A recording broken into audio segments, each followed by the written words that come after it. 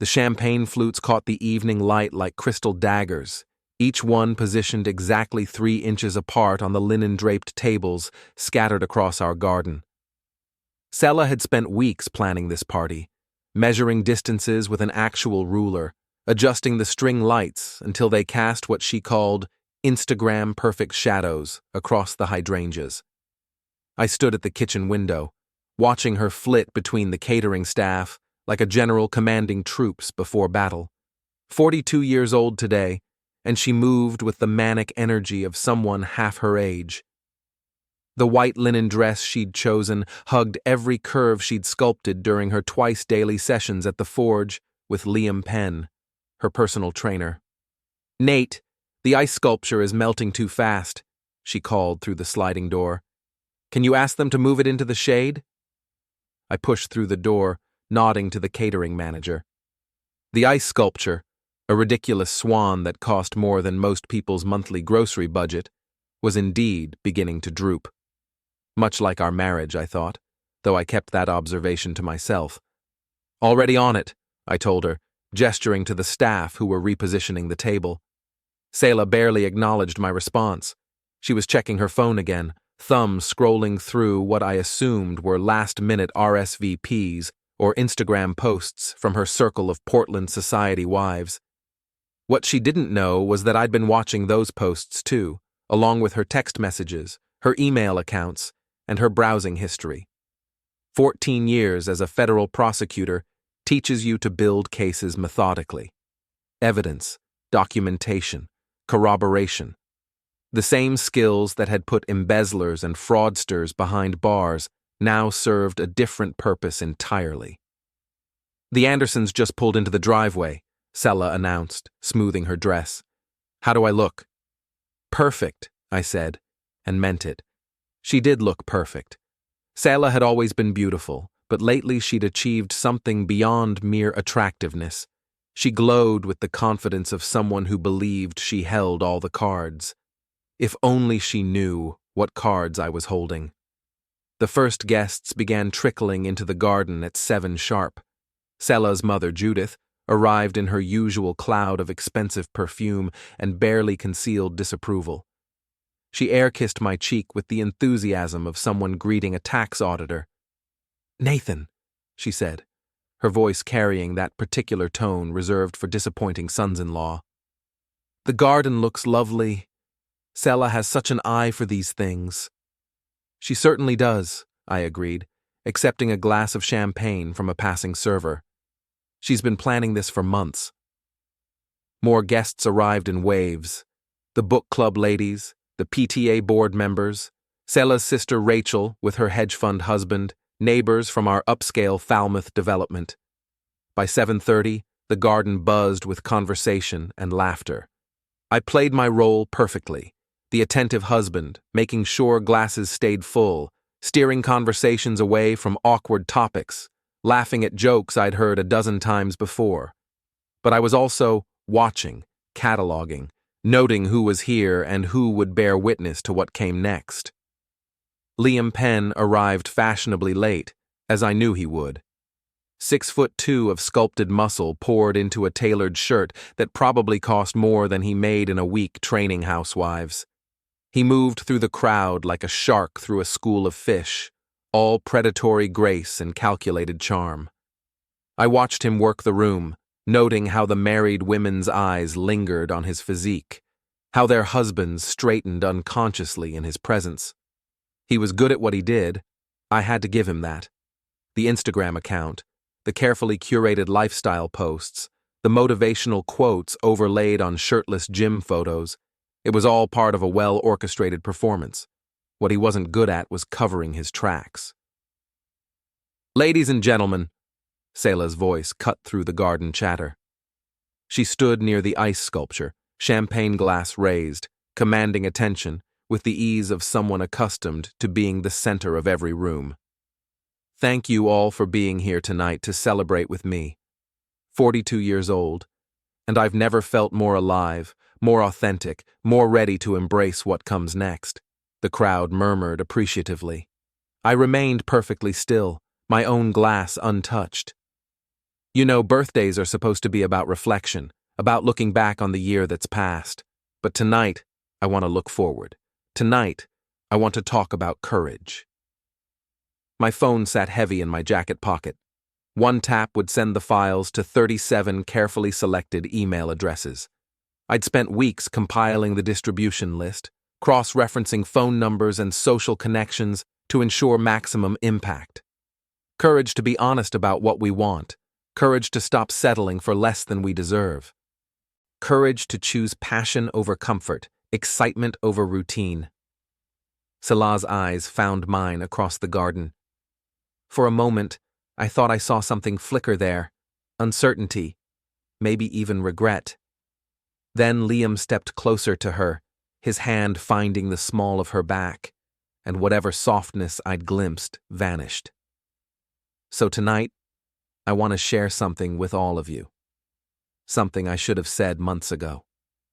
The garden fell silent except for the gentle hum of the string lights and the distant sound of traffic on Route 1. Judith's champagne glass froze halfway to her lips. "I'm leaving my husband," Selah announced, her voice clear and strong. "I'm leaving Nathan for a real man." She gestured toward Liam, who stepped forward with a smile that could have sold 1,000,000 protein shakes. The crowd erupted in surprised murmurs, then scattered applause as people processed what they'd heard and decided how to react. I felt 40 pairs of eyes turn toward me, waiting for my response. Some faces showed pity, others curiosity, a few barely concealed excitement at witnessing such drama firsthand. I took a sip of champagne, savoring the crisp bubbles on my tongue. Then I smiled, not the bitter grimace of a betrayed husband, but the genuine smile of someone who'd been waiting for exactly this moment. "Well," I said, my voice carrying clearly across the suddenly quiet garden, "before you go, you might want to check your email." I pulled out my phone and tapped the screen once. Selah's phone buzzed first, the sound sharp in the silence, then Judith's, then Rachel's. Then the phones began buzzing all around the garden like a swarm of electronic insects. I watched faces illuminate in the glow of their screens, watched expressions change from curiosity to confusion to horror. The silence stretched longer, broken only by the soft gasps and whispered curses as people scrolled through the files I'd sent. Bank statements showing $89,000 transferred from her father's medical fund to Liam's business account. Screenshots of text messages between Selah and Liam mocking her father's dementia, calling him the old fool, and joking about how easy it was to get him to sign papers he didn't understand. Photos of Selah in bed with Rachel's husband during last year's couple's retreat to Acadia.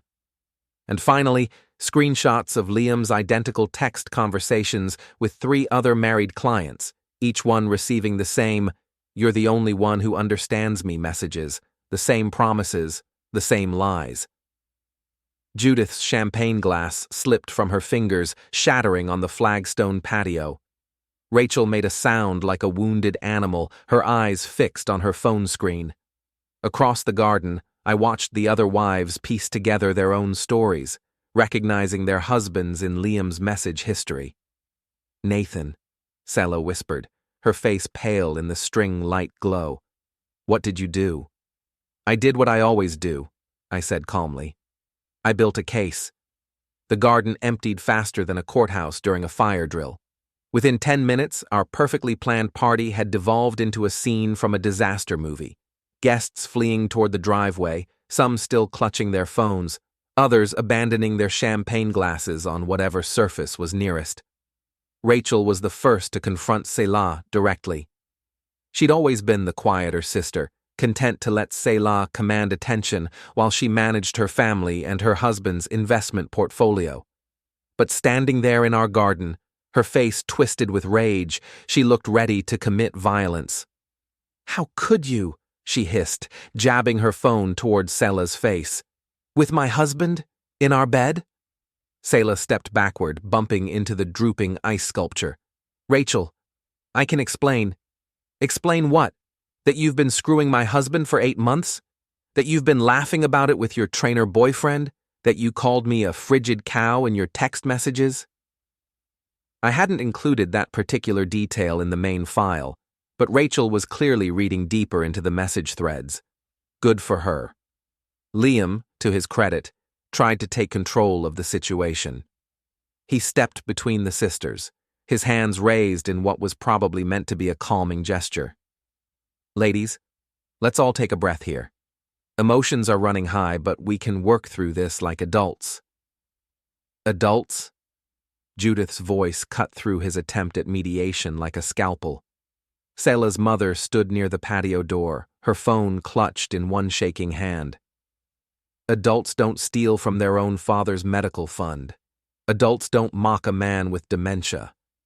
She looked at her daughter with an expression I'd never seen before. Complete disgust mixed with something that might have been grief. Your father trusted you with his financial affairs because he thought you loved him. He signed those papers because you told him they were for his care. Mother, please, don't. Judith held up her hand. Just don't. I've read every word, Selah. Every cruel joke, every calculation about how much you could take before anyone noticed. $89,000 from a man who raised you, who paid for your education, who walked you down the aisle. The remaining guests were backing toward the exits now, some openly staring, others pretending to check their phones while they eavesdropped. The book club ladies clustered near the garden gate, whispering among themselves.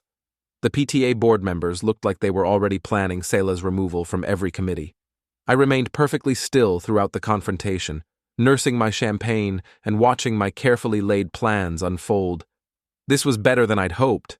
I'd expected shock, maybe some angry words, but the raw fury radiating from Selah's own family exceeded my expectations. Nathan, Liam said, turning toward me with what I assumed was his most intimidating expression. This is between Selah and her family. You've made your point. Have I? I set down my glass and pulled out my phone again.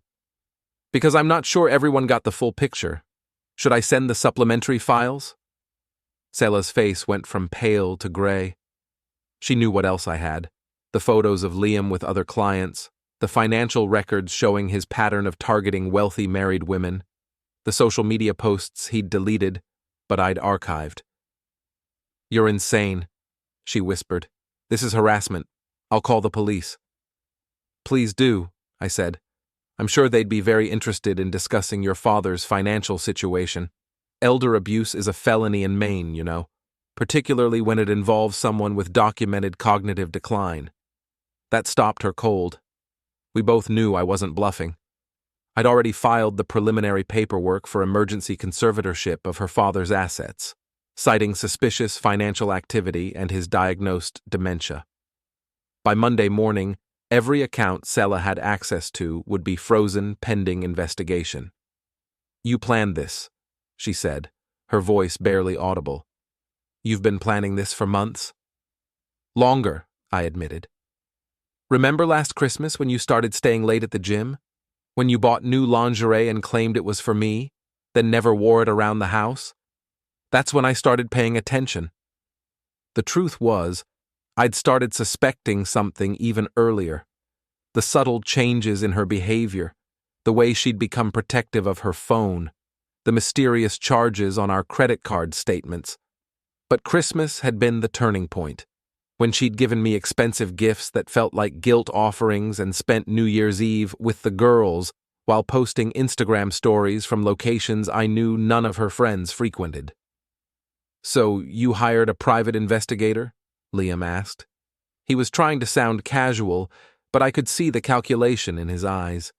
He was wondering what I had on him specifically, what other clients might be compromised. I didn't need to hire anyone, I said. 14 years as a federal prosecutor teaches you to investigate financial crimes. Your girlfriend was remarkably careless with her digital footprint. Rachel had been scrolling through her phone during our exchange, her face growing darker with each swipe. Now she looked up, her eyes fixed on Liam with laser focus. Jennifer Morrison, she said. Lisa Chen, Amanda Rodriguez. Liam's confident expression flickered. Those were names from his client list, women I'd identified through cross-referencing his social media posts and gym check-ins. You sent them the same messages you sent my sister, word for word. You're not like other women. You understand what it means to want more from life. Your husband doesn't appreciate what he has. She was reading directly from the screenshots now, her voice growing stronger with each word. How many of us were there, Liam? How many marriages did you help destroy while you built your little fitness empire? The garden was nearly empty now, except for family and a few stragglers who were too fascinated by the drama to leave. The catering staff had retreated to the kitchen, probably wondering if they'd still get paid for this disaster. Judith approached Selah slowly, her movements careful and deliberate. When she reached her daughter, she held out her hand. "Your keys," she said. "To your father's house. I want them now." "Mother, you're overreacting. The keys, Selah, and your credit cards, the ones linked to his accounts." Selah looked around desperately, seeking support from someone, anyone. But Rachel had turned away, Liam was backing toward the garden gate, and the few remaining guests were studiously avoiding eye contact. She fumbled in her purse and produced a key ring, dropping it into her mother's palm like she was surrendering a weapon. "This isn't over," she said, looking directly at me. "You think you've won something here, but this isn't over." "Actually," I said, pulling a manila envelope from my jacket pocket, "it is." I handed her the papers I'd had served earlier that day: divorce petition, restraining order, and a motion for emergency custody of our shared assets pending the elder abuse investigation. "Your lawyer will explain the details, but the summary is simple. I'm keeping the house, the cars, and the retirement accounts. You're keeping your legal bills and whatever money you can scrape together for bail." Selah stared at the papers like they were written in a foreign language. Behind her, the ice sculpture had melted completely, leaving only a puddle of water and the plastic base. "You can't do this," she whispered. "I already did," I said. "Check your bank accounts tomorrow. Actually, don't bother. They'll all be frozen by then." I woke up in my own bed for the first time in months without the sound of Selah's alarm at 5:30 a.m. No rushing footsteps toward the shower, no hairdryer buzzing through the bathroom wall, no frantic search for the perfect workout clothes that would photograph well under gym lighting. Just silence, and the gentle morning light filtering through curtains I'd chosen but never really noticed until now. The garden looked like a battlefield. Abandoned champagne glasses dotted the flagstone patio, and the catering company's white tablecloths fluttered in the morning breeze like surrender flags. I'd told them to leave everything until today, partly because I wanted time to process what had happened, partly because I knew Selah might return during the night, and I wanted her to see the wreckage of her perfect party. She hadn't come back. According to the security system, she'd left at 9:47 p.m. and hadn't returned. I assumed she'd gone to Liam's apartment, though that arrangement might not last long once he realized the full scope of what I'd exposed. My phone had been buzzing all night with calls and text messages. I'd ignored most of them, but scrolling through the preview notifications was like reading a real-time social media meltdown. The Portland Society wives were in full gossip mode, and Selah was the primary target. "Nathan, it's Jennifer Morrison. I wanted to thank you for opening my eyes. David and I are talking to a lawyer today. This is Lisa Chen. I can't believe I fell for his lies. If you need a witness for anything, call me." "Nate, it's Bob Anderson. Just wanted to say you handled that with more class than I would have. Let me know if you need anything." The messages kept coming. Some were supportive, others were fishing for more details. A few were from reporters who'd somehow gotten wind of the story. Apparently, a federal prosecutor's wife being accused of elder abuse was newsworthy enough to attract attention from the Portland Press-Herald. I made coffee and stepped onto the back patio, surveying the damage in daylight. The melted ice sculpture had left a stain on the flagstone that looked vaguely obscene. The string lights hung at odd angles where guests had bumped into them during their hasty exits. Someone had knocked over the bar cart, leaving a sticky puddle of spilled champagne that was already attracting flies. But underneath the mess, I could see the bones of something better. The garden had good structure, mature plantings, well-designed sightlines, a layout that encouraged conversation and connection. It just needed to be freed from Selah's obsession with Instagram-worthy perfection. My phone rang, interrupting my meditation on landscape design. The caller ID showed my office number. Nathan Brantor. Nate, it's Margaret. Margaret Walsh, my assistant and the unofficial mother hen of the U.S. Attorney's Office. I've been getting calls all morning. Something about your wife and a party? I closed my eyes. Of course, word had reached the office already. Portland's legal community was small, and gossip traveled faster than court filings. It's personal, Margaret. Nothing that affects my cases. I know that, and you know that. But Henderson wants to see you in his office at 10. He's concerned about publicity. James Henderson, the U.S. Attorney for the District of Maine, was a political animal who worried about optics above all else. If he thought my personal drama might reflect poorly on the office, he'd find a way to distance himself from it. I'll be there, I said. Nate? Margaret's voice softened. Are you okay? I mean, really okay? The question caught me off guard. Margaret had worked with me for 6 years, had seen me through difficult cases and long trials, but we'd never talked about personal matters. Her concern felt genuine, and for a moment I wasn't sure how to respond. I'm better than okay, I said finally. For the first time in years, I'm exactly where I need to be. After hanging up, I walked through the house, seeing it differently than I had in months. Without Selah's constant redecorating projects and social media staging, the rooms felt larger, more peaceful. The living room could actually be lived in instead of serving as a backdrop for lifestyle photos. The kitchen could be a place for cooking instead of catering prep. I was examining the bookshelf in my study, noting which volumes were mine and which were Selah's decorative purchases, when the doorbell rang. Through the front window, I could see a silver Lexus in the driveway, Judith's car. I opened the door to find Selah's mother standing on my front step, looking like she'd aged 5 years overnight. Her usually perfect hair was disheveled, and her clothes looked slept in. Nathan, she said, may I come in? I stepped aside, gesturing toward the living room. She perched on the edge of the sofa like she was afraid of getting too comfortable. I went to see my husband this morning, she said without preamble, at Ocean View. Ocean View was the memory care facility where Selah's father had been living for the past year. His dementia had progressed to the point where he needed constant supervision, though he still had moments of clarity. How is he? Confused. Asking about money, about papers he signed. He remembers giving Selah power of attorney, but he can't understand why his accounts are empty. Judith's voice cracked slightly. He keeps asking if he did something wrong, if he forgot to pay for his care. I had to lie to him, Nathan. I had to tell him everything was fine because the truth would destroy what's left of his mind. I sat across from her, waiting. There was more coming. I could see it in the way she held herself, like someone preparing to deliver bad news. I've been thinking all night about what you showed us, about what Selah did, and I keep wondering how I failed her so completely. You didn't fail anyone, I said. Selah made her own choices.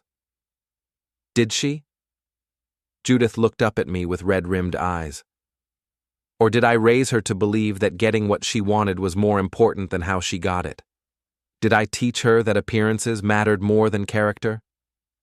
It was a fair question. I'd watched Selah's relationship with her mother for 15 years, had seen how Judith's approval always seemed tied to external achievements, the right job, the right house, the right social connections.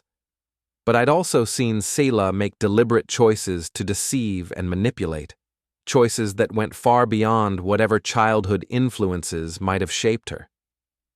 She's an adult, I said. She knew right from wrong. The police called me this morning. Judith said. They want to interview me about my husband's finances. They're treating this as a criminal matter. I nodded. I'd expected that. Elder abuse cases involving significant amounts of money always attracted law enforcement attention, especially when the victim was vulnerable and the perpetrator was a family member. What will you tell them? The truth. That I trusted my daughter with her father's care, and she betrayed that trust in the worst possible way. Judith stood up, smoothing her skirt with shaking hands. I want you to know that I support whatever legal action you're taking. Selah needs to face consequences for what she's done. What about Rachel? How is she handling this? Rachel is filing for divorce. She's already moved out of their house and taken the children to her sister's place in Boston. She doesn't want to be in Portland when this becomes public. That made sense. Rachel had always been more private than Selah, less interested in the social scene that had become so important to her sister. Having her marriage implode in such a public way would be devastating for someone who valued privacy. Nathan, Judith said as she reached the front door, I know this sounds strange, but thank you. Thank you for stopping her before she could take everything from him.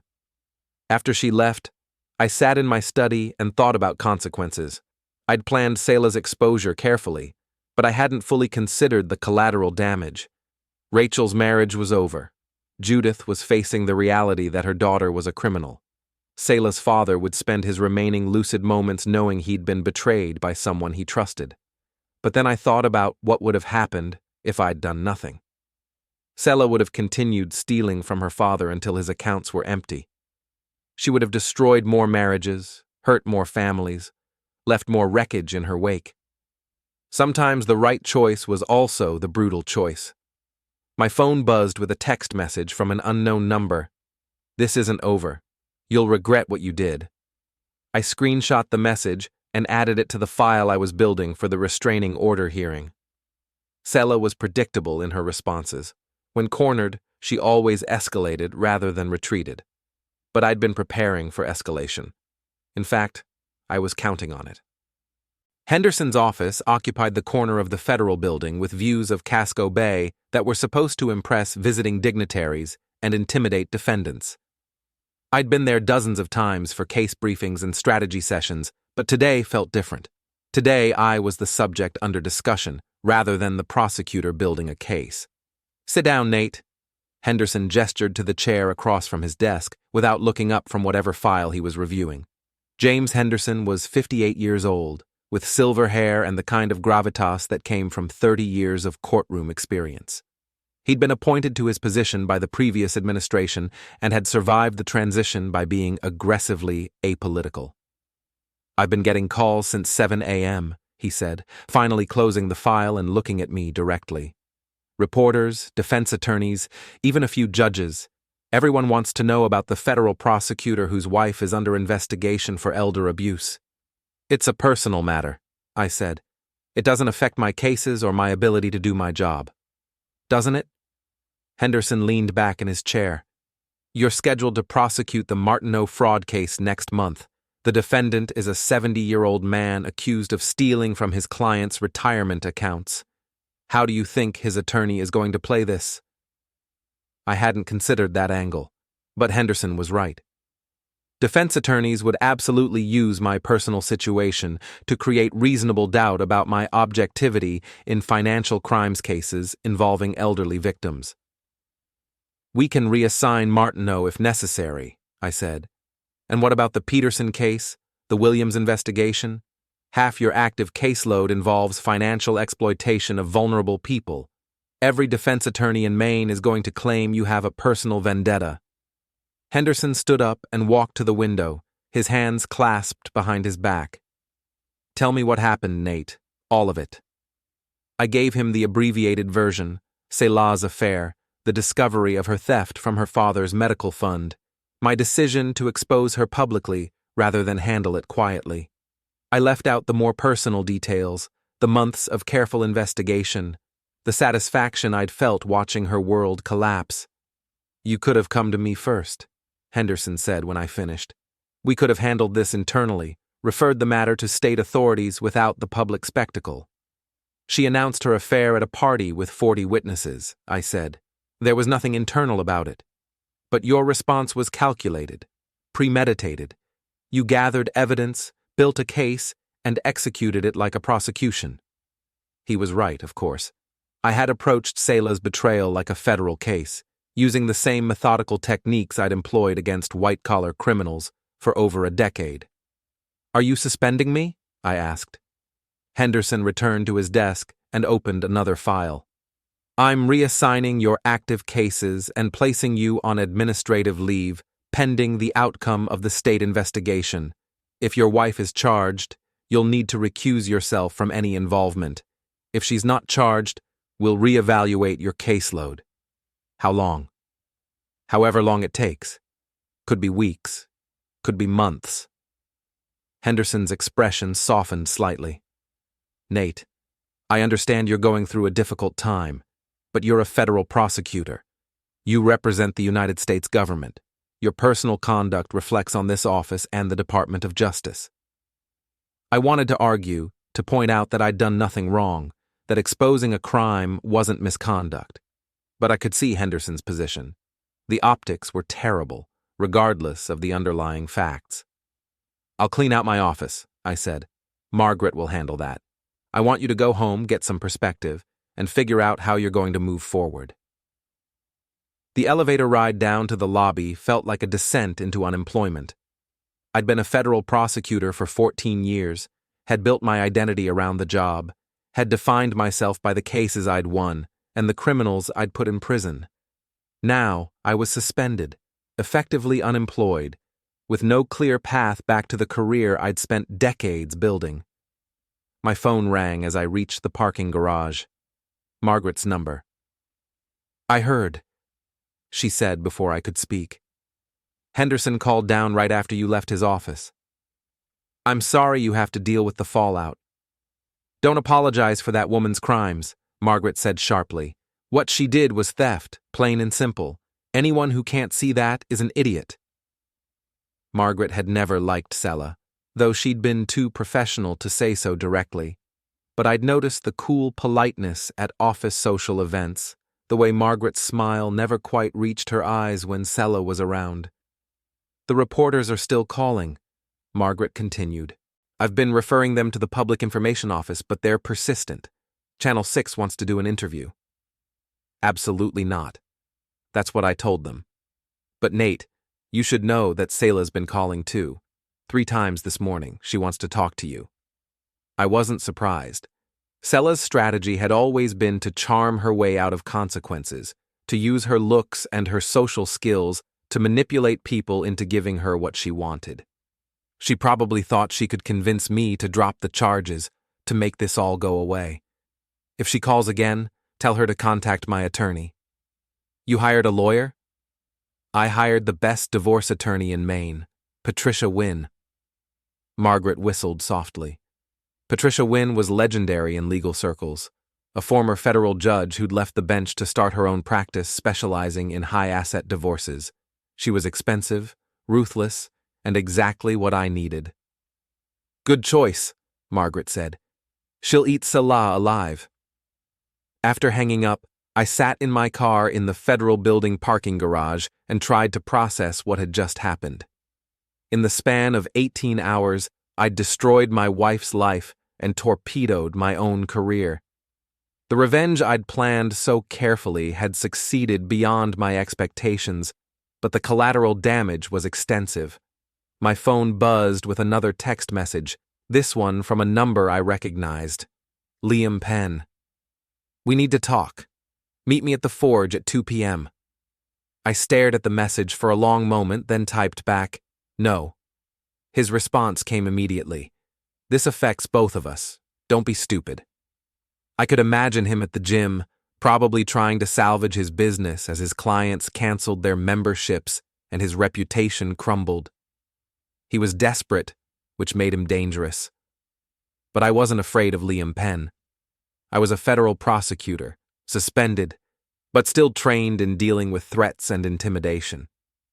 More importantly, I had nothing left to lose. My marriage was over, my career was on hold, and my reputation was already damaged. If Liam wanted to escalate this confrontation, I was ready for whatever came next. I started the car and drove home, already planning my next move. The Forge occupied a converted warehouse in Portland's Arts District, all exposed brick and industrial lighting designed to make suburban housewives feel edgy while they worked out. I'd driven past it hundreds of times but never been inside. Selah had made it clear that the gym was her space, her sanctuary from our marriage and our life together. Now, standing in the parking lot at 2 p.m. sharp, I could see why she'd been drawn to it. The place radiated the kind of manufactured authenticity that appealed to people who wanted to feel like they were part of something exclusive. Liam's truck was parked near the entrance, a lifted Ford F-150 with custom rims and a vanity plate that read, "Trainer." Subtle. I'd spent the morning preparing for this confrontation, though I wasn't entirely sure what Liam wanted to discuss. Probably damage control, maybe an attempt to shift blame, possibly even a direct threat. I'd dealt with all three during my prosecutorial career. The gym's interior was exactly what I'd expected. Rows of expensive equipment, floor-to-ceiling mirrors, and motivational slogans painted on the walls in bold fonts. Stronger than yesterday. Pain is weakness leaving the body. No excuses. Liam was waiting near the free weights, dressed in the uniform of his profession. Tight athletic wear that showcased every muscle he'd spent years building. He looked like he hadn't slept, his usual Instagram-ready appearance slightly disheveled. "You came," he said, setting down the dumbbells he'd been curling. "You said it was important." "It is." He gestured toward a small office area separated from the main gym floor by glass walls. "Let's talk privately." I followed him into the office, noting the motivational posters, the protein shake samples scattered across the desk, the wall of photos showing Liam with various clients. Several of the photos featured women I recognized from the files I'd compiled, women whose marriages were now in jeopardy because of their association with him. "You've destroyed everything," he said once the door was closed. "My business, my reputation, my relationships with my clients." "I exposed the truth," I corrected. "What you did with that truth was your choice." "The truth?" Liam laughed bitterly. "You cherry-picked text messages and financial records to make me look like some kind of predator." "Weren't you?" The question hung in the air between us. Liam's jaw tightened, and for a moment I thought he might take a swing at me. I was ready for it. I'd been in physical confrontations before, and despite his obvious physical advantages, I had the benefit of training and experience in high-stress situations. "I helped those women," he said finally. "They were unhappy, trapped in marriages with men who didn't appreciate them. I gave them confidence, helped them find their strength." "You helped yourself to their money and their bodies," I said. "Jennifer Morrison paid you $12,000 for personal training that consisted mostly of afternoon visits to your apartment. Lisa Chen bought you a car. Amanda Rodriguez is facing bankruptcy because she spent her children's college fund on your gym expansion." Liam's face flushed red. "You don't know what you're talking about." "I know exactly what I'm talking about. I've been investigating financial crimes for 14 years. You're a textbook case. Identify vulnerable targets, build emotional dependency, exploit their resources, move on when they become inconvenient." I pulled out my phone and showed him a screenshot of one of his text conversations with Selah. "You used the exact same script with every woman. The same compliments, the same promises, the same lies about leaving your other clients for them. You're not like other women," I read from the screen. "You understand what it means to want more from life. Your husband doesn't see the real you, but I do. You sent that message to at least 6 different women, word for word." Liam sank into the chair behind his desk, his bravado finally cracking. "What do you want from me?" "I want you gone," I said. "Out of Portland, out of Maine, out of my life and the lives of everyone you've hurt." I can't just leave. I have a business, a lease, contracts. Your business is finished. Half your clients have already canceled, and the other half will once the story hits the newspapers. Your lease won't matter when you can't make the payments. I leaned forward, meeting his eyes directly. But I'm prepared to make you an offer. Disappear quietly, and I won't file criminal charges for the financial fraud. Stay in town, and I'll make sure every prosecutor in Cumberland County knows exactly what kind of predator you are. You can't prove fraud. Can't I? I pulled out a folder I'd brought with me and spread several documents across his desk. Falsified invoices for personal training sessions that never happened, equipment purchases that were actually cash payments to you, insurance claims for injuries that coincidentally occurred during your therapy sessions.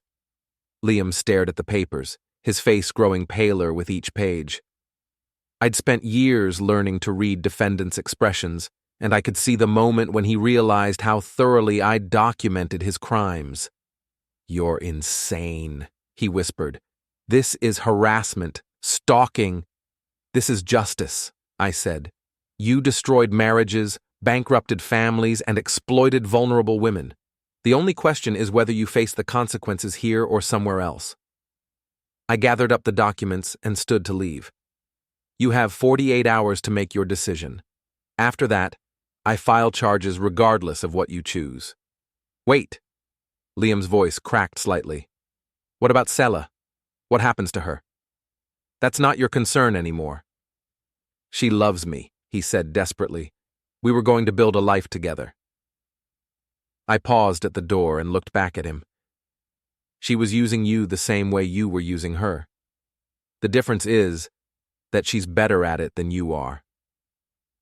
I left him sitting in his office, surrounded by the wreckage of his carefully constructed image.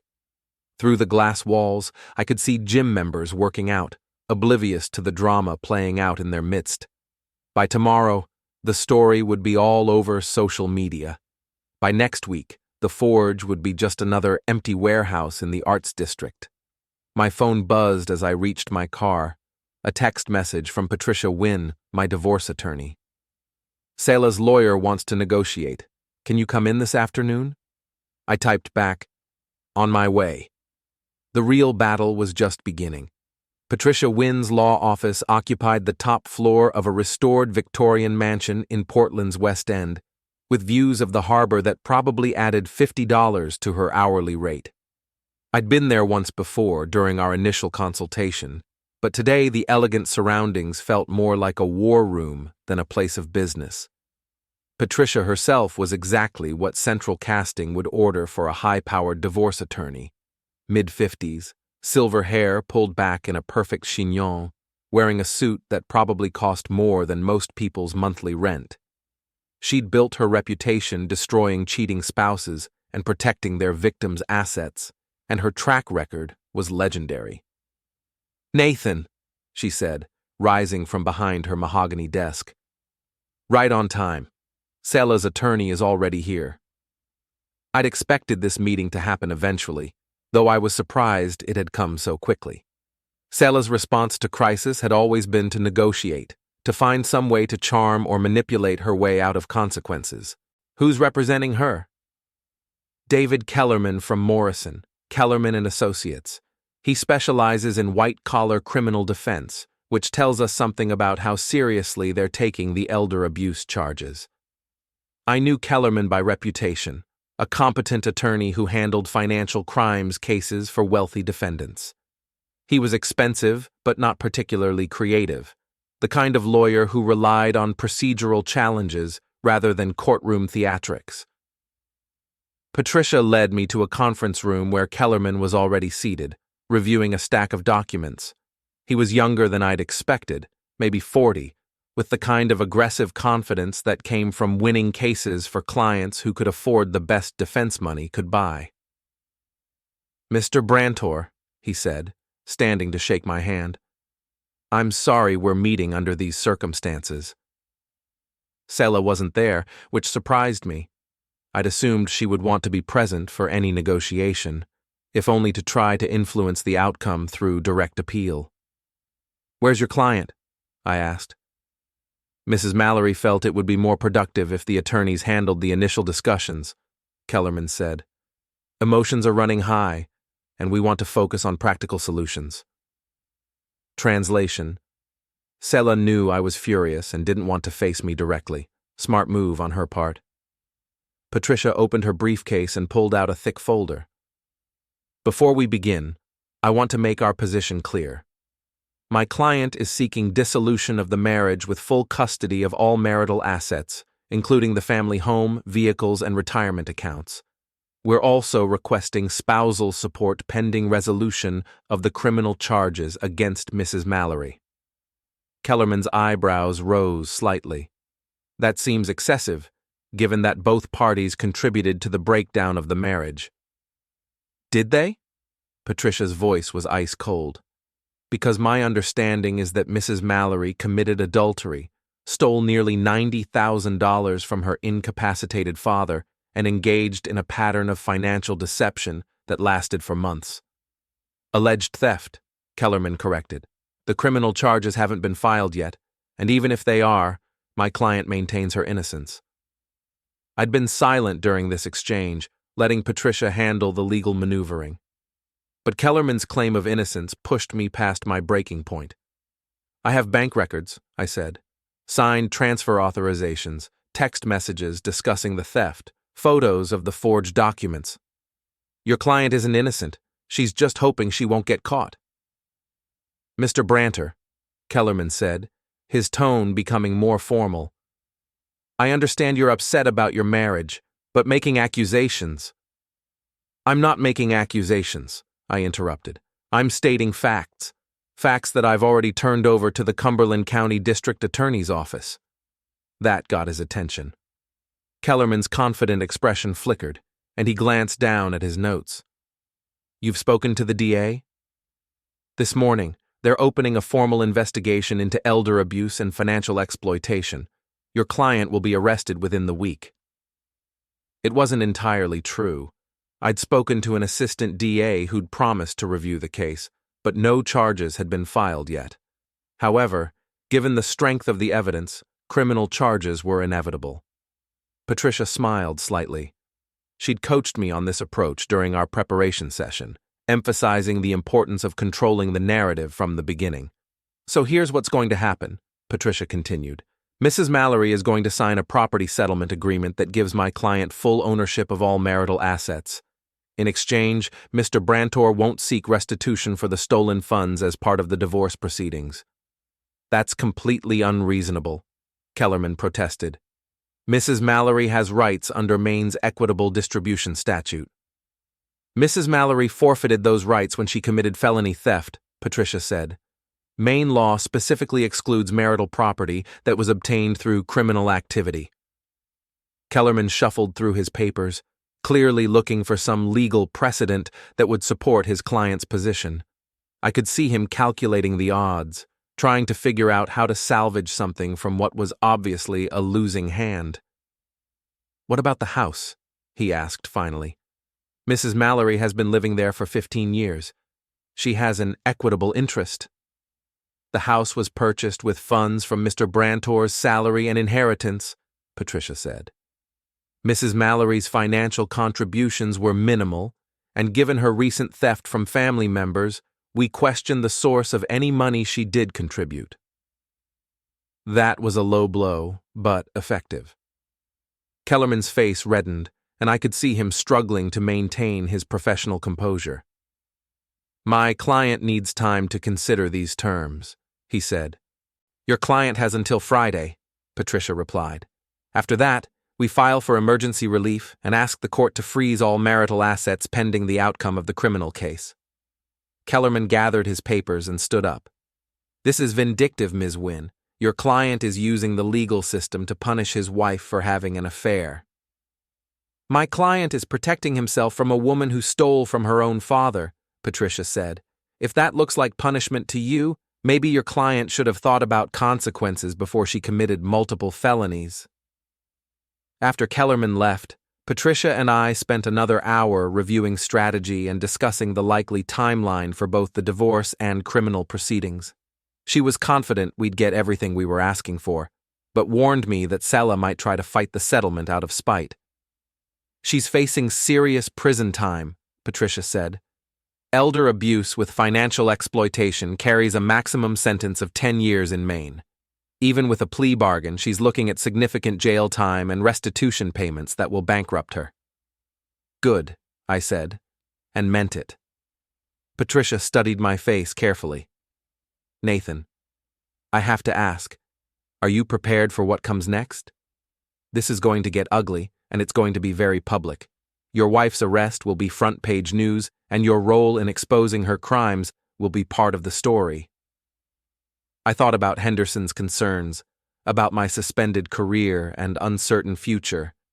Then I thought about Selah's father, confused and frightened in his memory care facility, asking why his accounts were empty. "I'm prepared," I said. "Then let's finish what we started." The call came at 6:47 a.m. on a Thursday morning, 3 days after my meeting with Patricia and Kellerman. Detective Sarah Mitchell from the Cumberland County Sheriff's Office, her voice professionally neutral despite the early hour. "Mr. Brantor, this is Detective Mitchell. We've issued an arrest warrant for your wife. I wanted to give you advance notice before we execute it." I was already awake, sitting in my kitchen with coffee and the morning newspaper spread across the table. The Portland Press-Herald had been running daily updates on what they were calling the birthday party scandal, and today's edition featured a front-page story about elder abuse investigations in Maine. "When?" I asked. "Within the hour. We're heading to the address where she's been staying, an apartment on Congress Street registered to Liam Penn." So Selah had moved in with her trainer boyfriend after all. I wondered how that arrangement was working out for both of them, given that Liam's business was collapsing and his other clients were fleeing. Will there be media coverage? Probably. These high-profile cases always attract attention, especially when they involve public figures. Public figures. I suppose that's what we were now, the federal prosecutor and his criminal wife, a cautionary tale about marriage and betrayal that would be dissected in newspaper columns and social media posts. "Thank you for the heads up," I said. "Mr. Brantor, for what it's worth, you did the right thing. Elder abuse cases are among the worst crimes we investigate. Family members who steal from vulnerable relatives, there's a special place in prison for people like that." After hanging up, I sat in my kitchen and tried to process what was about to happen. In less than an hour, Selah would be arrested, handcuffed, and taken to jail. She would be fingerprinted, photographed, and processed like any other criminal defendant. Her mugshot would be on the evening news and splashed across social media. Part of me felt satisfaction at the thought. She'd stolen from her own father, betrayed her family, and destroyed multiple marriages without showing any remorse. She deserved whatever consequences came next. But another part of me, a smaller, quieter part, felt something that might have been sadness. Not for Selah exactly, but for the end of whatever love had once existed between us, and for the 15 years we'd spent building a life together, only to see it unravel so completely. My phone buzzed with a text message from an unknown number. "They're here. Police are at the door. This is your fault." Selah, obviously, sending what might be her last communication as a free woman. I screenshot the message and added it to the file Patricia was building for the divorce case. The arrest would make everything official, would transform our private drama into a public criminal case. There would be arraignment hearings, plea negotiations, possibly a trial. Selah's face would be associated with elder abuse and financial exploitation. Her name would be permanently linked to the worst kind of family betrayal. I turned on the local news and waited. The story broke on Channel 6 at 8:15 a.m. "Federal prosecutor's wife arrested for elder abuse," the anchor announced over footage of Selah being led from Liam's apartment building in handcuffs. She was wearing sunglasses and a baseball cap, trying to hide her face from the cameras. But her identity was unmistakable. The reporter, a young woman I didn't recognize, provided the basic details. Selah Merrick Mallory, 42, wife of federal prosecutor Nathan Brantor, was arrested this morning on charges of elder abuse and financial exploitation. Police say she stole nearly $90,000 from her father's medical fund over a period of 8 months. The story included a brief interview with District Attorney Robert Chen, who confirmed that the investigation was ongoing and that additional charges might be filed. They also showed footage of the Forge, Liam's gym, with a closed sign in the window. My phone started ringing immediately. Reporters, colleagues from the U.S. Attorney's Office, neighbors wanting to know if I was okay.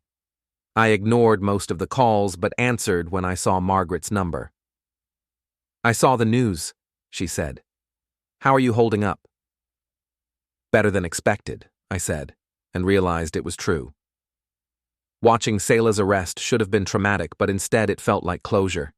The investigation was over, the evidence had been presented, and justice was finally moving forward. "Henderson wants to see you," Margaret said. "This afternoon, if you're available." That was interesting. My suspension was supposed to last until the criminal case was resolved, but maybe Henderson was reconsidering that timeline now that Selah had been formally charged. "Tell him I'll be there at 2. The rest of the morning passed in a blur of phone calls and media attention. The story was picked up by regional news outlets, then national ones. By noon, CNN was running a segment about corruption in federal law enforcement families, using Selah's arrest as a jumping-off point for a broader discussion about ethics and accountability. I found myself oddly detached from the coverage, as if I were watching someone else's life unfold on television. The man they were talking about, the federal prosecutor who'd exposed his wife's crimes, seemed like a character in a movie rather than me. At 1:45 p.m., I drove to the federal building for my meeting with Henderson. The parking garage was full of news vans, and I had to push through a small crowd of reporters to reach the elevator. "Mr. Brantor, can you comment on your wife's arrest? How long have you known about the theft? Are you planning to divorce Mrs. Mallory?" I ignored their questions and kept walking, but I could feel their cameras following me until the elevator doors closed. Henderson's office felt different this time, less like a place of judgment, more like a refuge from the media circus outside. "Sit down, Nate," he said, gesturing to the same chair I'd occupied during my suspension meeting. "Hell of a morning." "Yes, sir. I've been thinking about our conversation last week, about the optics of your situation. The arrest changes things." I waited for him to continue. "When I suspended you, I was concerned about defense attorneys using your personal problems to undermine your cases. But now that your wife has been formally charged, the situation is different. You're not the subject of investigation. You're the victim of a crime." Henderson opened a file on his desk. "I've reviewed your caseload, talked to the other prosecutors about reassignments. I think we can bring you back, with some limitations." "What kind of limitations?" "No elder abuse cases, obviously. No financial crimes involving family members. But the rest of your docket, the fraud cases, the embezzlement prosecutions, the white-collar crime work, there's no reason you can't handle those." It wasn't everything I'd hoped for, but it was more than I'd expected. A pathway back to my career, a chance to rebuild my professional reputation. "When would I start?" "Monday, if you're ready." "But Nate," Henderson's expression grew serious. "The media attention isn't going away anytime soon. Your wife's trial will be front-page news, and your role in exposing her crimes will be part of every story. Are you prepared for that level of scrutiny?" I thought about the reporters in the parking garage, about the phone calls and interview requests that would probably continue for months. Then I thought about Selah's father, sitting in his memory care facility, finally safe from his daughter's theft. "I'm prepared," I said. "Good, because we have work to do." The morning sun streamed through the windows of my home office as I reviewed case files for the week ahead. 6 months had passed since Selah's arrest, and life had settled into a routine that felt both familiar and entirely new. The divorce had been finalized 3 weeks ago. Patricia had gotten everything we'd asked for, The house, the cars, the retirement accounts, even Selah's share of her father's estate when he passed away 2 months after her arrest. She'd signed the settlement agreement from her jail cell, having exhausted her legal options and her ability to pay for attorneys. Selah herself was serving an 18-month sentence at the Maine Correctional Center for Women after pleading guilty to elder abuse and financial exploitation. The plea bargain had saved her from a longer prison term, but required her to pay full restitution, money she didn't have and would probably never have. Liam Penn had disappeared from Portland the week after Selah's arrest, leaving behind a failed business and a trail of angry creditors. I'd heard he was working at a gym in Florida under a different name, but I didn't care enough to verify the rumor. My career had recovered more quickly than I'd expected. Henderson had been right about the optics.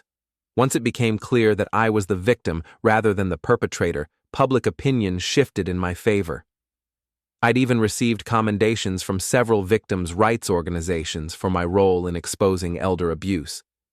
The media attention had faded gradually, replaced by newer scandals and fresher tragedies.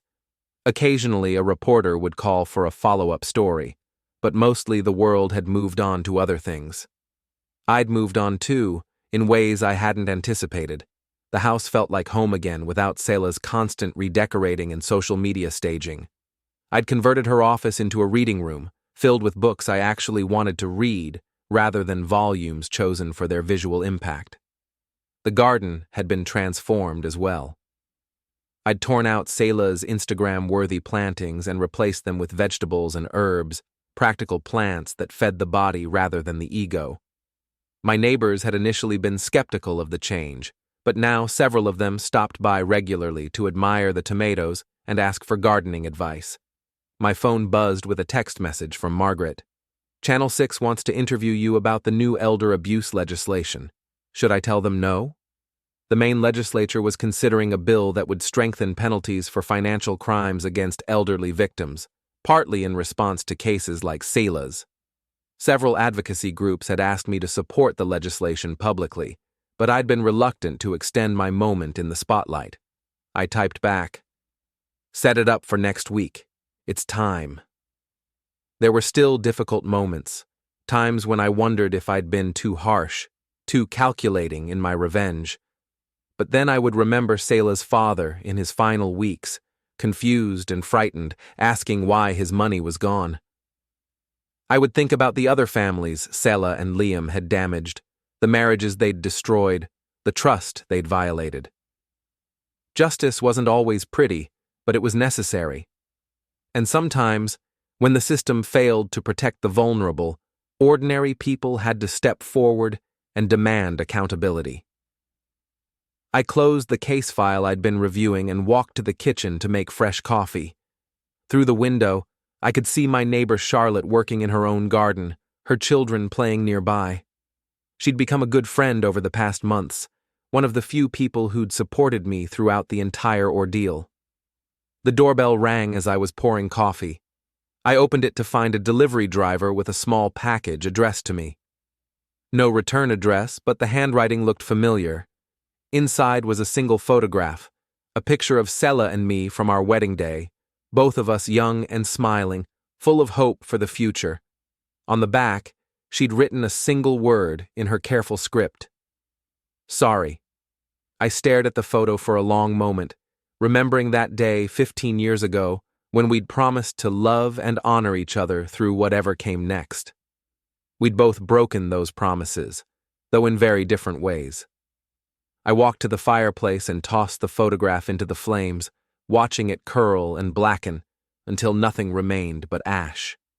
Then I returned to my office and got back to work. There were cases to prepare, criminals to prosecute, victims to protect. The work of justice never ended, and I had a job to do. Outside, the morning sun climbed higher in the sky, burning away the last traces of fog from the harbor.